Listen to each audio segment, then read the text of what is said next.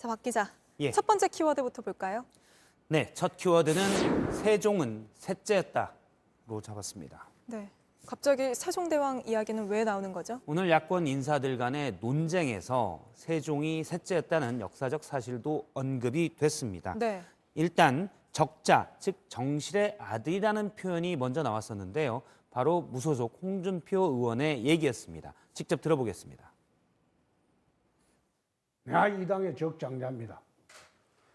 적장자 내쫓고 서자 데리고 와서 당을 운영하고 있는데 거기에 심사받아가지고 입당을 하라.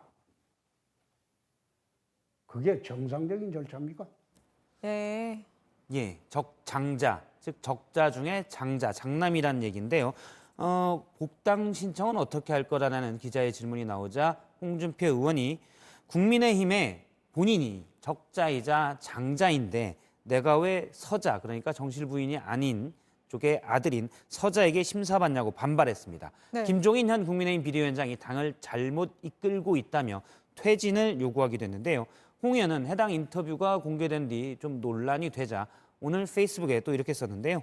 웬만하면 참고 기다리려고 했다. 즉 안 기다렸다는 얘기고요. 네. 정치 수사로 우리를 그렇게도 악랄하게 수사했던 사람을 데리고 오지 못해 안다라는 정당. 여기에서 수사했던 사람은 윤석열. 윤석열 예, 총장이 현재, 얘기하는 거군요. 지난번 국감 이후에 야권의 대선 후보로도 많이 얘기가 되고 있는데 윤석열 총장을 왜 못 데려서 안달하냐. 알다시피 홍준표 의원은 지난 대선에 자유한국당 후보로 출마한 적이 있습니다. 네. 견제한 것으로 보입니다.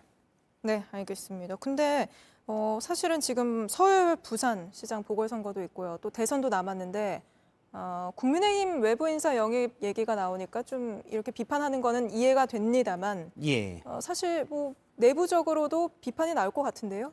그렇습니다. 오늘 이 적자 서자 논쟁을 두고 원희룡 제주도지사가 바로 반발을 했는데요. 원희룡 지사는 페이스북에 일단 지금은 적자 서자 논쟁을 벌일 때가 아니다라고 얘기하면서 네. 변화와 혁신은 족보와 구력에 바탕하는 것이 아니다. 그러니까 뭐 적자라고 해서 변화 혁신을 할 수 있는 건 아니다라고 얘기했고요. 예로 안겔라 메르켈 독일 총리나 안겔라 메르켈이 독일 보수의 적장자였습니까? 라는 얘기도 나왔고요. 네. 도널드 트럼프 미국 대통령이 그러면 보수의 적자였냐? 이런 얘기도 했고 세종대왕은 셋째였다. 뭐 장남이 아니었다라는 얘기까지 했습니다. 네. 원 지사는 김종인 비대위를 흔들지 말라고 했고요. 우리가 적기 때문에 모셔왔는데 왜 흔드냐.